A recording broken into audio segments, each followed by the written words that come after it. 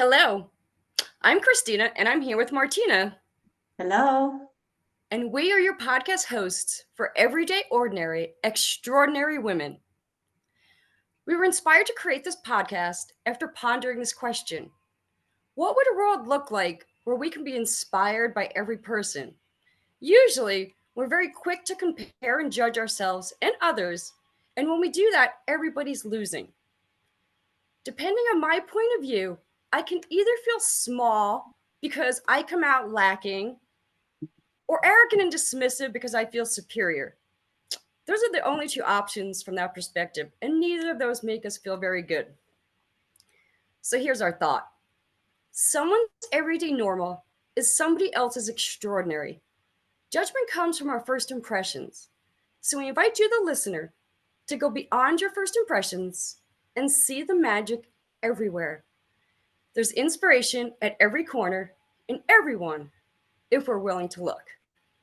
And today we are very excited to have Inez, all the way from New Zealand, joining us. So, Inez, welcome to the program, and please introduce yourself to our listeners. Kia ora. I'm Inez Crawford, and I'm from New Zealand. In New Zealand, being Maori in New Zealand, when you introduce yourself, you introduce your mountain first, and my mountain is Hikurangi, and then you introduce your river, which is our awa, and mine is Rokokiri, and then you introduce the waka, your waka, and mine is Mātātua. And then you introduce your iwi, your tribe, and mine is Te Whānau Apanui. And then you introduce your marae, or your meeting house, and mine is Pahawa. And then you introduce yourself. And I am ko Inez Toku Ingoa. And this is how Maori introduce themselves. So they know everything about you. They know how to judge you. They know who your ancestors are. They know what you did, what you didn't do. So being Indigenous in my country is just, an incredible experience. And I love that you wanted me to introduce myself and that I could lead with my mountain or my maunga. Beautiful. Thank you for that. It's so special. Thank you for asking. Yeah. Would you like them to know any more about you in your introduction? Oh, I see. Okay. Well, look, I am when I was young, we were all sitting around the table, and my dad asked what we wanted to do when we grew up, or what we were going to do for work, because that was very important in the 60s and 70s. And I had a sister who said she wanted to be work in the vet clinic and all sorts of funny things. Anyway, it got to me, and Dad asked me what I wanted to do, and I said I wanted to go and find the Loch Ness monster, because it lived in Scotland, and that's what I wanted. That's what I wanted my job to be. And they all laughed at me and said, "That's not a job." And I thought, had I been born to a different family, they would have thought, oh, she might have wanted to be a marine biologist or something like that. But they kind of laughed at me, and I was a little annoyed at them, because it was like, well, shouldn't I go and check this out and see if it's actually, for real or not? So I guess I just want people to know that I love adventures and exploring, and that, that's how I look at life, as a big adventure and a lot of exploring. Fantastic. Well, and if I remember correctly, you have a very varied working background, right? You did a little bit of everything. Yeah, and I think that stems right back from that incident. So the other thing is that sport was always really important for me. So I rode very competitively in my country and did really well. I went to the States and lived there and snowboarded my heart out. Aspen, I love you. And it's kind of like, for work, I became a hairdresser. I had a couple of businesses, and then I went from there into the film industry, where I worked in film and television, doing some pretty major movies. And then that's when I went to the States and also carried on doing a few odd jobs in the film industry. So, and then I came home, and I became a director for a company called Road Data, and we collected data and information from Australia and New Zealand and sold it to the shires and the councils who wanted to purchase our information.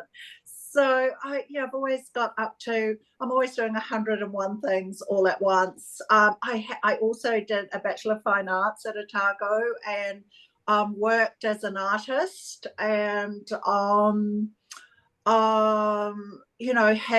had success with that, or what is perceived to be successful. And it's almost like I have this experience of coming full circle.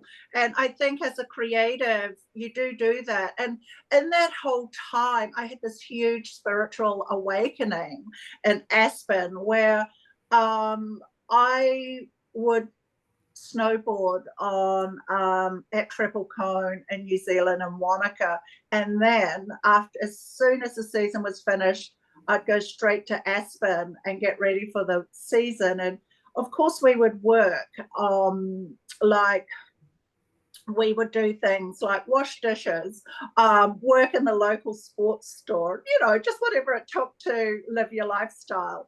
And the other thing was that I met the most incredible people there. Getting back to my spiritual awakening there. So this guy who hired us to work in a restaurant on the mountain, he also supplied accommodation for us. And I went to the accommodation, beautiful accommodation, in a little place called Snowmass.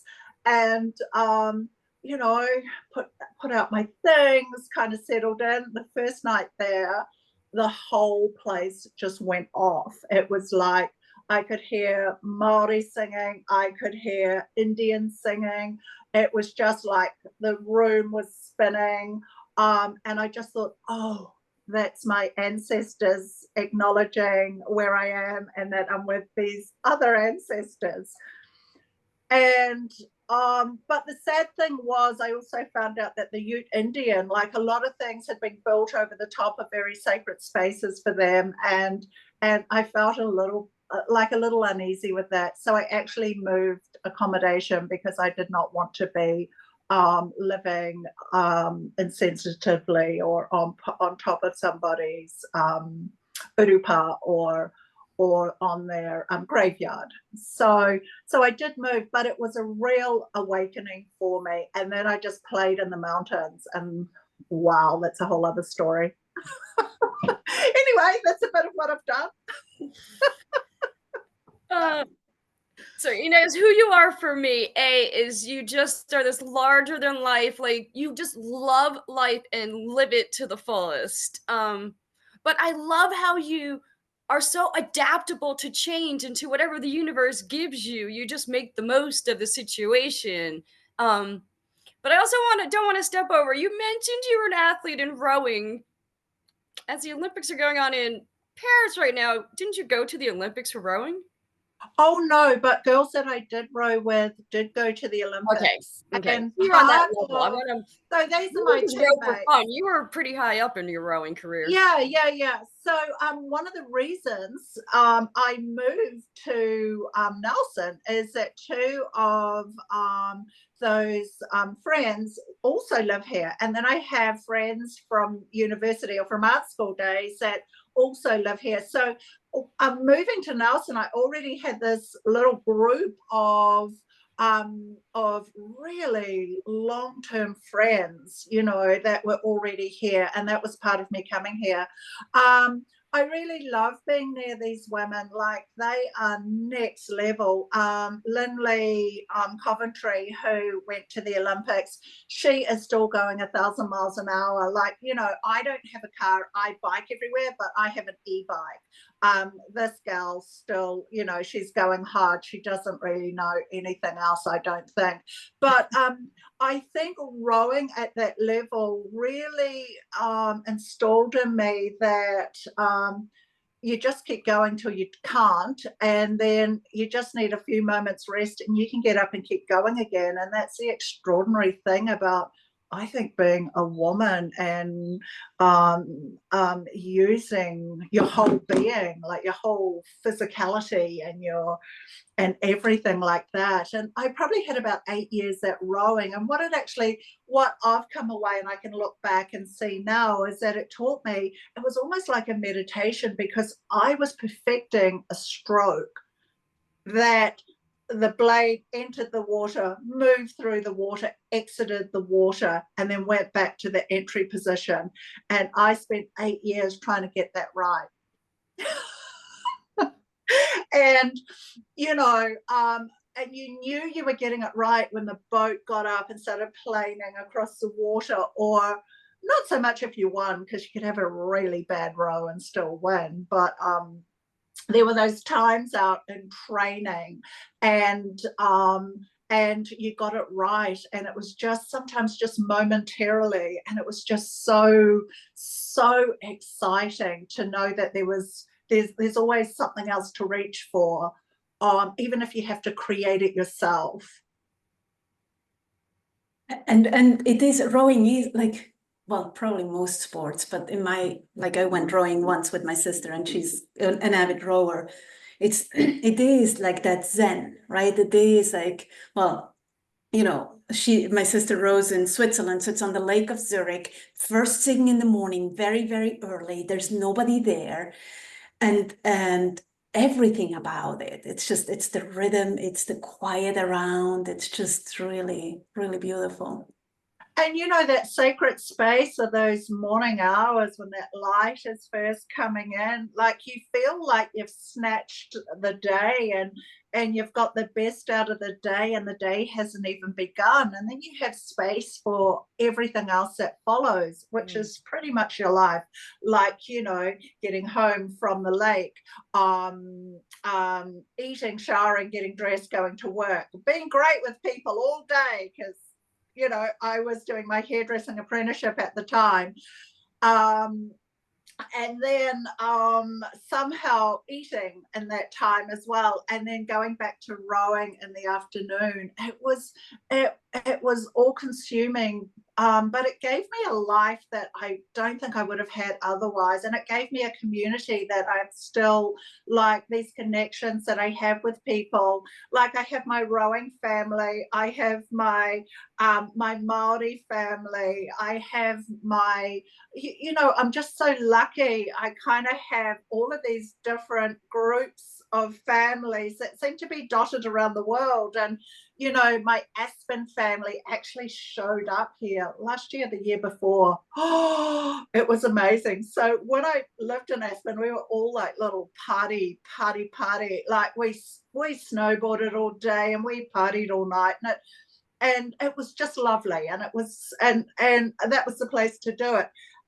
But, you know, this girlfriend of mine who came out from Aspen, and she's into the singing bowls, and she's so grounded and so spiritual. And we were just such a match. And even back then, when we were friends and we were trying to make money and trying to make our way in the world and making sure we had a good time and making sure we got to go out with our share of the, you know, the available men that were in the town type of thing. It was a whole different way of being. It was a lot of fun.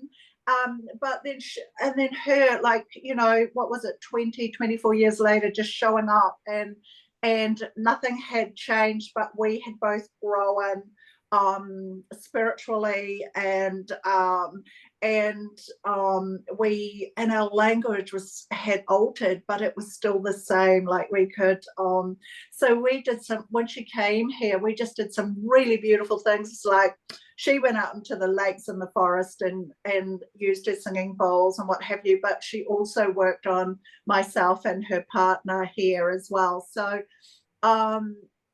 it was just so magical, and I just thought, and I know that I can go. They're like, when are you coming back? If I go to Japan skiing or something like that, I get all these Facebook messages saying, get your butt back to, you can, like I can only ski or snowboard there with them. So I don't know. Yeah. That way of being, like, I guess learning to be in a team, but still being responsible for your individual development is really important. But a team seems to kind of superpower yourself into the stratosphere of life. It makes it more fun too, right? When you're doing stuff with other people than when you're just doing it by yourself. Yeah, it really, really does. And, as a New Zealander, you brought the Olympics up. It's like you look at the Olympics and I shouldn't say that. The medals that we've won are largely by women sitting on our butts, either in a boat, a kayak, on a bike. I mean, there's some extraordinary wahine here in New Zealand, and there's a real can-do attitude and shooting for the stars. And the Olympics is definitely something that people really aspire to. I was a little bit saddened by coming back to New Zealand. So the Olympics used to be free on television, and it was very inspiring to be able to, as a kid, be able to see that. And now you have to pay, $49 a month to Sky Sport to be able to watch the Olympics. And I feel like they've taken the people's games away from them. And that was really sad for me. So I chose not to pay that a month, and I just have to see the results. But I just think of all the kids that are missing out on not being able to see that, because there'll be a fairly large proportion of children that don't have, their parents don't have $49 a month to pay Sky Sport to be able to watch the Olympics. So I found that a little bit like, I can totally agree with that sentiment, because I remember as a kid watching it on the main channel that it was. And there was always like a second one, like channel 68, like one of the like really high up, where you could always watch like to the wee hours of the morning. All the ones that weren't on prime time, you could catch like judo and I don't know, other sports that you didn't see. Sports you didn't see. And for me, who took judo in high school, I was like, I want to stay up and watch the judo. But now I'm the same thing. I don't pay for any streaming services that have it. There is the main, like one of the channels I can get on my Air TV for free, but it's only the main, you can get gymnastics, you can get swimming. And so there's still a lot of those sports that you don't get to see, because I'm not going to pay the extra money for the channels that are showing everything else, but it's okay. You could catch the highlights in YouTube. So the ones I really need to see, I can always go watch a replay. So yeah crazy. Yeah, I just worry. I just think, like, sometimes as a child, like when I was at high school, we had I don't know, you remember you used to have people come and speak at your school about certain things, and we had Peter Blake, who used to race sailing around the world, and he came to speak at our school, and he really changed my attitude. I was 13, and he really changed my attitude about life. And I realized that there was this component of your expressing your physical being in the world that was powerful and strong. And he would just go up against the elements, and they had footage of him sailing in the Southern Oceans and the waves, and he did it with such ease and knowledge and commitment. And I just realized, like, there's all of these things about being a human being, young, I guess it was the easiest concept to grab and build fairly quickly, and now at this stage of my life, it's definitely my spiritual connection, my observations, my meditations, my this ability to be able to get whatever you need from out of thin air. It's extraordinary.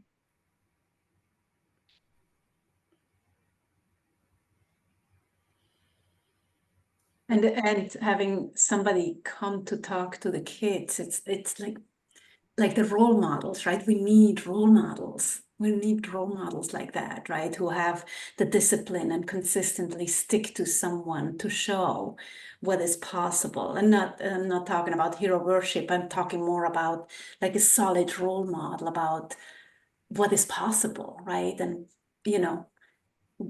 where we can get when we stick to it and all of that.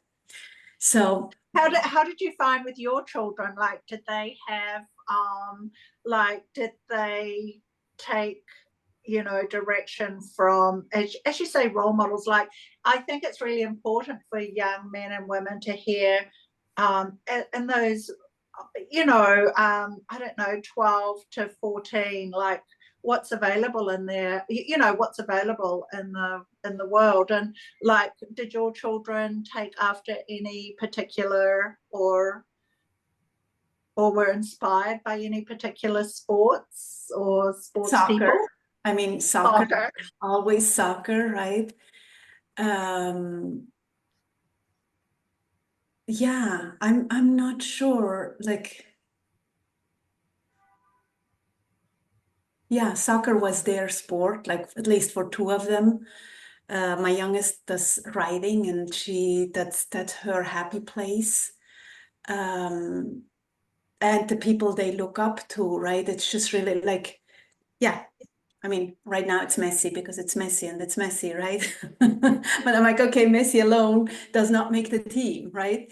It takes however many people to win a game. It's not, it's not just one person who decides the game, right? And that's something I guess we forget a little bit, particularly if there is team sports. There is one person that might be good on the team and the rest gets forgotten. But that's a completely different conversation, right? It's just like, and I keep saying, Messi on his own, he could not have won anything, right? Because it's one player against the other team. Yeah, he needs a team to set him off and keep him safe so he can Yeah, take those. exactly. I saw something where it said people who play soccer actually have the ability to live longer. Like, it adds, I think, 3.5 years onto their life. So definitely keep your children doing that sport. But also horse riding. Your daughter horse rides? Yeah.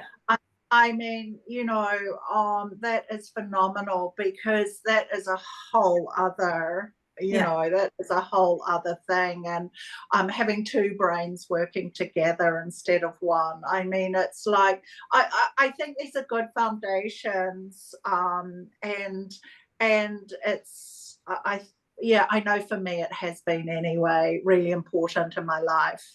Yeah, well, and for her, it's well, what I see from the outside, it's also the connection with the horse, right? And the horse is spirit, right? It's the freedom, it's spirit. So it really suits her. So it's power too. It's like a horse is a lot of power. And the other thing with it too is that having to learn to, it's kind of like, as a girl, it's sometimes your first love, and looking after and caring about something outside of just you, and it just gives you, it teaches you that experience as well, which I think is just so precious, as for young women to experience. Well, and the other thing about horses is that if you're not clear, they're not going to move. Right. So it takes something for you. Teamwork. it takes a partnership, actually. It takes something Yeah, for you to yeah. be so clear to move a horse, because Yeah, like, and trust, right? You need to trust your horse. The horse needs to trust you. So, and that's something, you know, you learn horseback riding. Like that, yeah. it's a big piece. Yeah, Mm-hmm. definitely. So Inez, let me ask you this question. What do you Yeah. consider to be your superpower? Oh, my superpower. I'm going to say that it's to give anything a go. As you can hear from my life so far, I've given a lot of things a go. And I have friends who are like, Ines, you just about make it to the top and then you change direction completely and go over here and do something else completely. And I think for me, it's always just building up the next set of skill level, interest. There's so much to experience here on this earth in our meat sacks. It's like I kind of want to get a bit of all of it. And my girlfriend who I used to row with, that's what she says to me. She said, I love how you're a yes until you're a no. Like she'll ring and say, do you want to do a bike ride? And I'm like, yes. And we will just go. And she goes, I love that you just say yes. And I do things until I don't do them. And I think that is my superpower, because I've got to have all these beautiful connections, relationships, learnings. You know, I've been able to contribute, and I just love being a yes. Mm-hmm. We love that you're a yes too. Because we wouldn't have met if you weren't a yes, right? Like we met Inez on a trip to India with a mutual friend, and it was just such an adventure, and I'm so glad that that happened. So Inez, I'm going to give you a 3-part question. You can answer one part of it. It could be all the same answer. You pick one piece that doesn't really matter. I'm going to read them to you, and you can kind of decide. So, what made you who you are today? Or what's your biggest lesson you've learned? Or what took the most courage? Oh, look, I am going to say that I got pregnant when I was 17 and I adopted my child out. And, you know, that was a changing point in my life.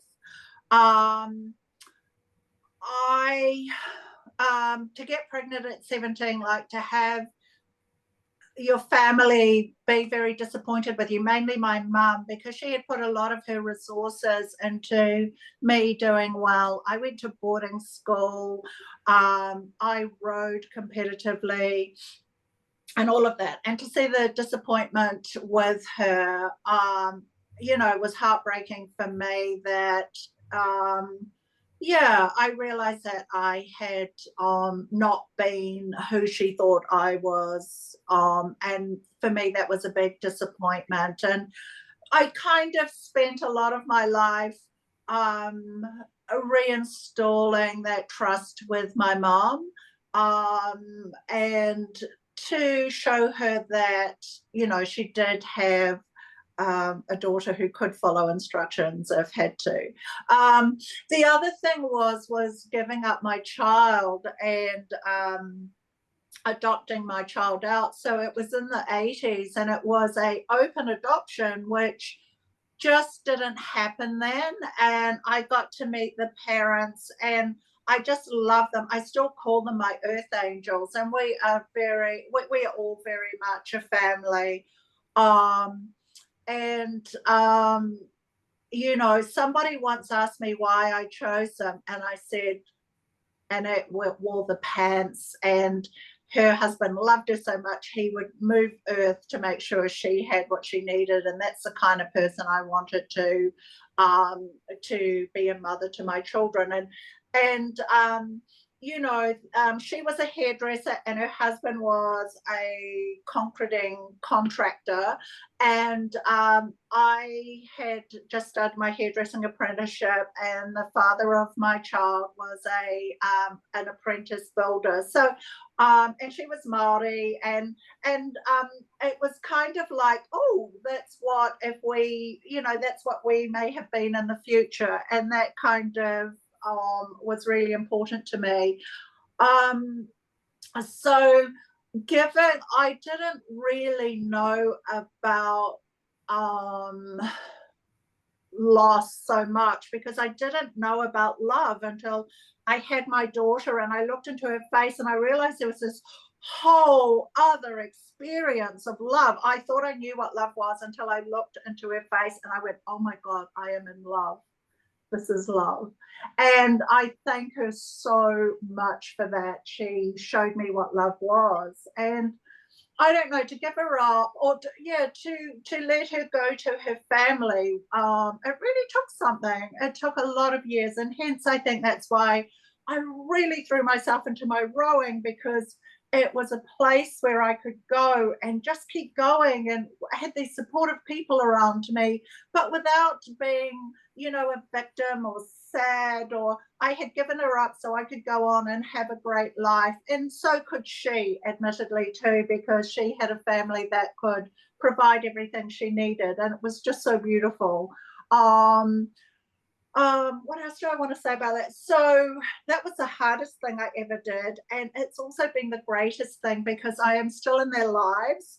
I have a grandson who's 12, and he is just adorable, and he calls me Nanny Inez, and we have a lot to do with each other. And it's a difficult relationship because there's things that I'm sure just really annoy her about me. And one of the sentences I gave myself, or was that I never wanted her to grow up and find me happily married with 3 children, because I never wanted her to experience not being it for me, and she definitely is it for me. And I just created a life that didn't have that, and I filled it up with adventure and trying to be disciplined and doing things how they were designed as opposed to how I thought they should go. And I always so that's also being, that was the breaking of me. Like my heart just, my heart, I felt my heart, and then it shattered into a million pieces. But the great thing about it was that when it joined up, like I can have big love for so many things. I can have big love for everything, and I just can love. I can just love, love, love, and I love that. And so I think that was my gift from that experience.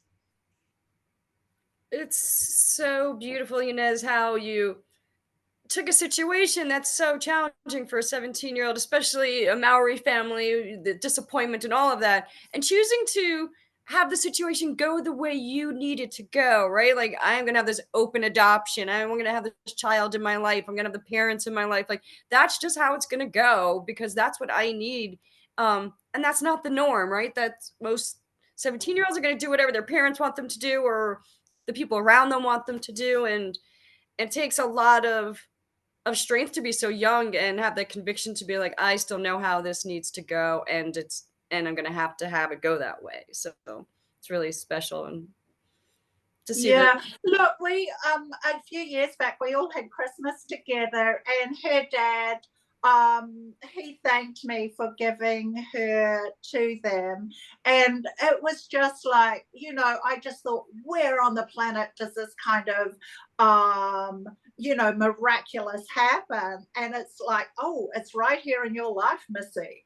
And it's like, oh, I just feel so, what is it? Oh, I just feel so loved and taken care of. And you know, I can ring my daughter's mum up and complain about a whole myriad of things, and she's right on my side. And you know, I know she, you know, so that's who they are for me, and I am so grateful for them, and I love them all, and that they are my strength. You know, like having a child in the world, it really it makes you want to be the best person you can be. And when you have a grandson, it's like you do want to be the best person you can be. Yeah, that's absolutely the next step. Like I remember watching my parents when they had their grandchildren, and it was almost like a revival. It's almost like, wow, okay, something I put here continues. I don't know exactly what it was, but watching it was just the most beautiful and special thing. So, you know, you're right. It was like being part of a continuum, and it's like all the way back, you know, to the ancestors, and all the way forward to whatever the future is, and I get to be part of that. And yeah, being a grandparent is so special because you get to give them the gifts of wisdom, and you are not you don't have to discipline them. You don't have to. You can just be with them wholeheartedly, and so I'm just, oh, it is a delicious way. You get to play and give them back, right? Yes, yeah, perfect. Spoil them rotten and give them back. Exactly. Yeah. That's how I feel being an aunt too. Yeah, very, very similar. Yeah, very, very. Yeah, of course. Yeah. And my friends that live next door to me, I am an auntie to their children, and so I get to have that experience too, which I love. And of course, I've got tons of nieces and nephews who, you know, may need an auntie every now and then, or may not. Who knows?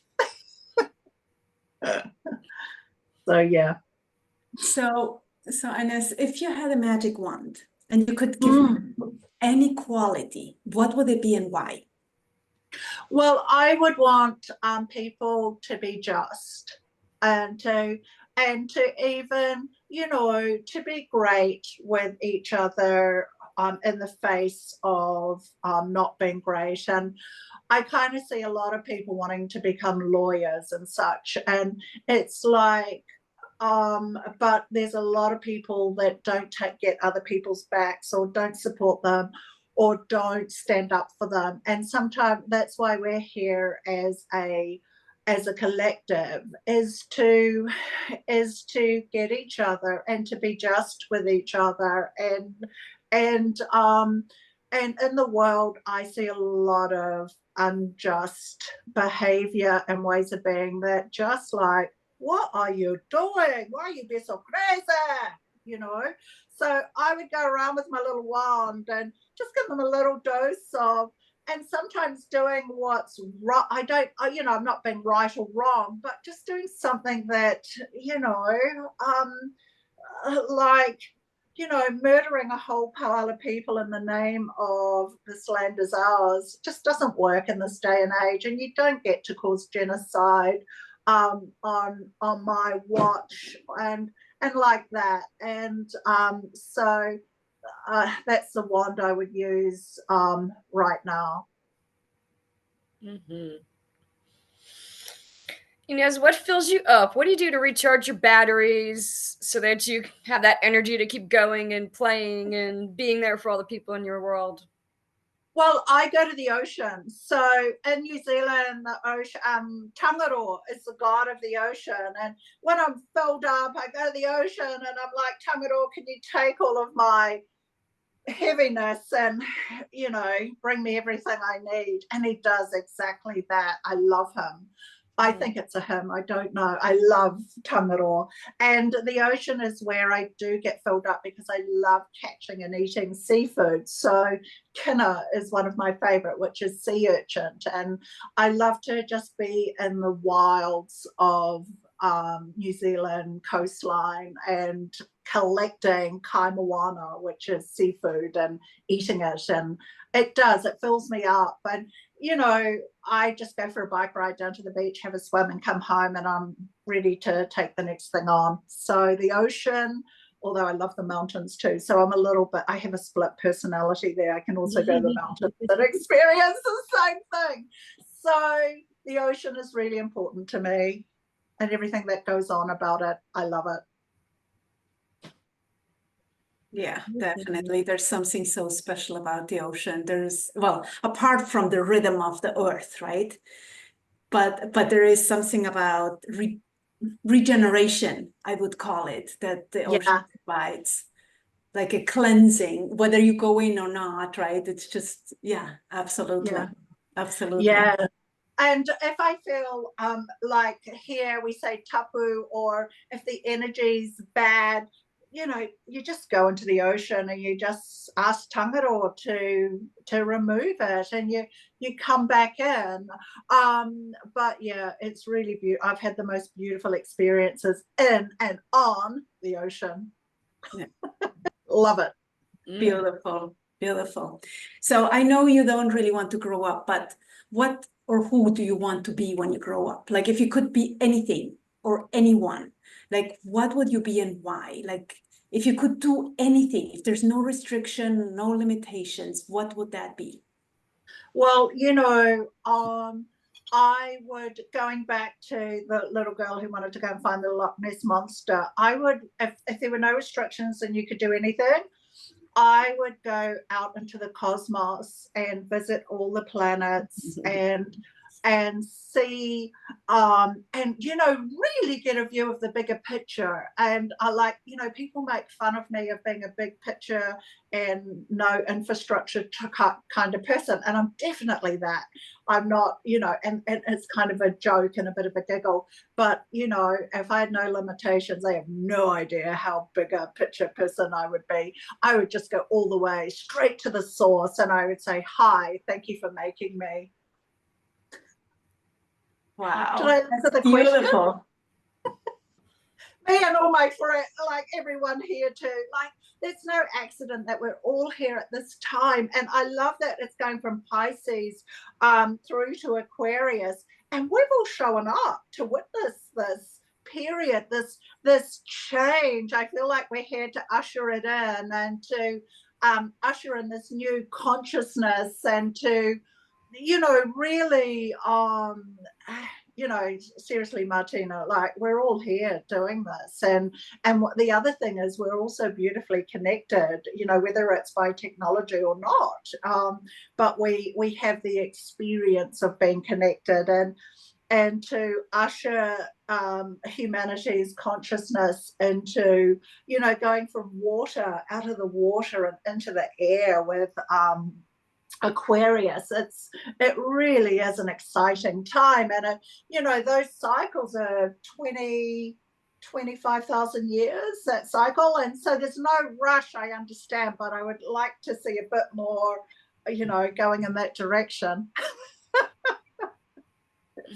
And it's coming, right? All the changes are coming. So yeah, and it's a really exciting time. It's really, it really is. As challenging as it is, right? Because it calls for us to let go. It calls for us to trust and surrender. It calls for us to just enjoy and remember who we are and all of that. And it's just really exciting. It's exciting. It really, really is. And it's not, and we can't stop it and we can't change it, but we can be part of it. We can observe it, and we can like we can acknowledge it, and and we're here to be part of it. And I love that too, going from this kind of restrictive into this. I mean, they're going to be out there in the future as looking super quirky and super fantastic, is it not?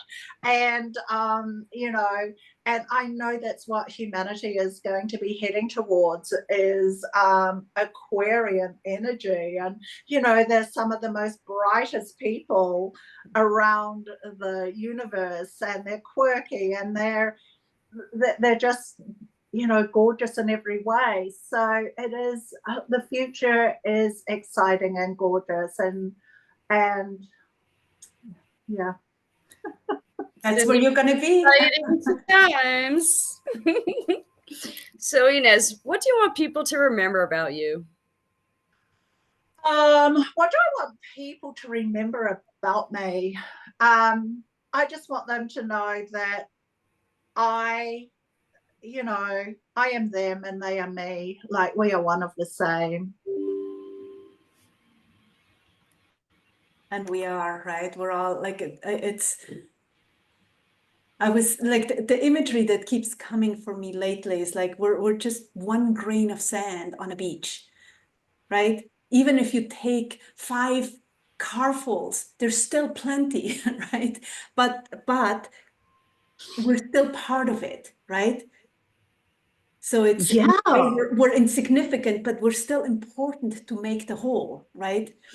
Yeah, we're energy, and energy was never created. It's always existed and it always will. And when you start relating to yourself as being part of it all, it just transforms your relationship to the world, to yourself, to others. It is that, the invisible glue that has us all, when we're not great with other human beings, we're just not being great with ourselves. And all of that. So yeah, it's very exciting to be part of it all.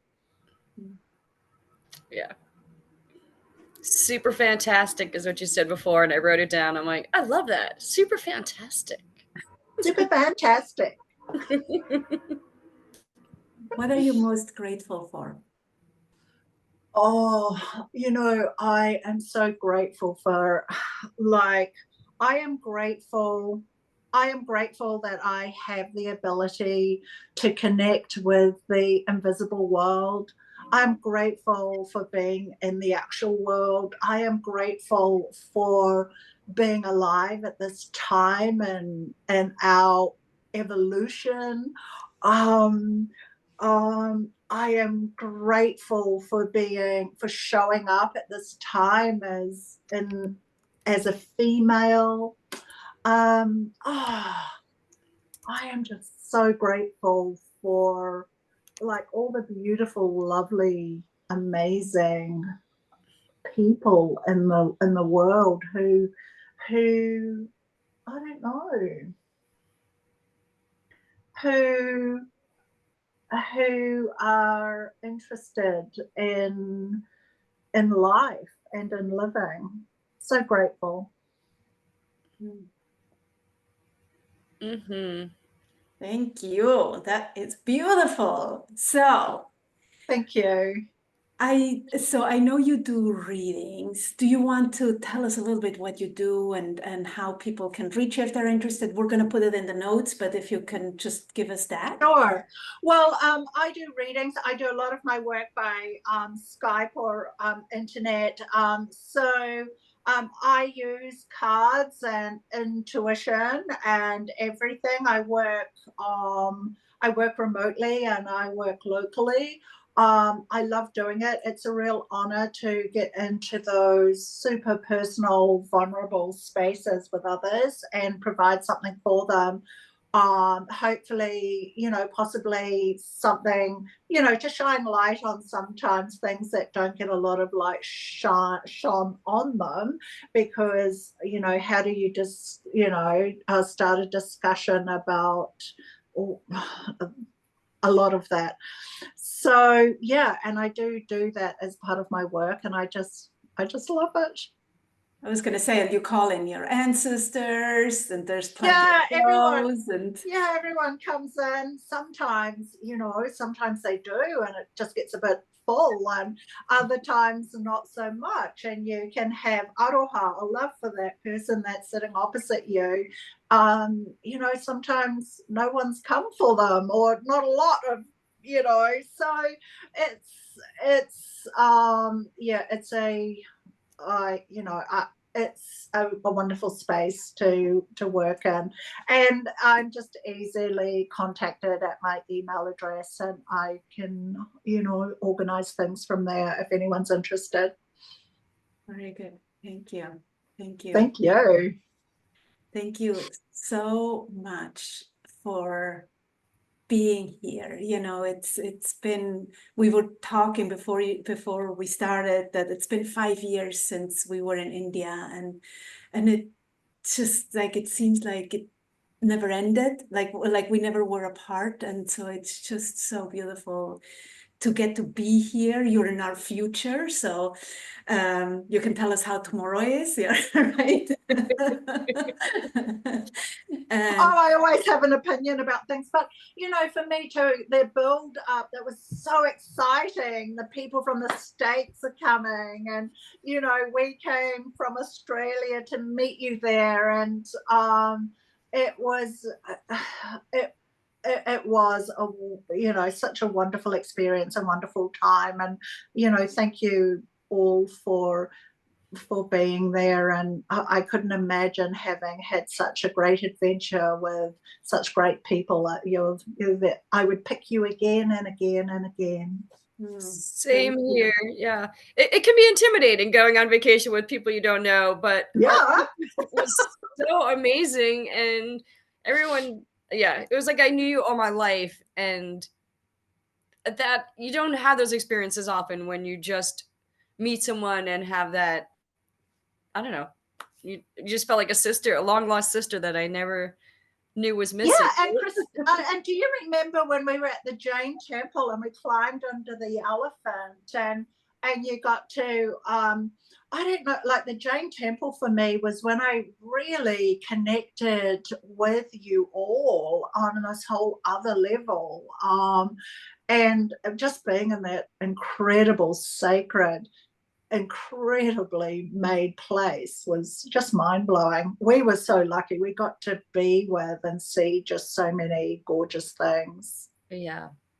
I think you're right, though. I think being on an adventure is one piece, but that we visited so many spiritual, sacred places, I think made it a different adventure for all of us, and it made it a little easier for us all to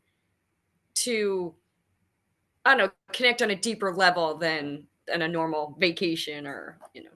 Yeah, and I think because we had that understanding for each other, and that the acknowledgement of the spiritual and the magic and all of that, like there was such an ease to experience that as a group, because I'd been up to the Dalai Lama before we all joined up for, I don't know, I think it was 10 days. And I mean, that was whole next level stuff going on there. And it was so jumping on a plane to go up and see the Dalai Lama, and this Tibetan nun coming to me and said, "Hi, Inez, do you remember me?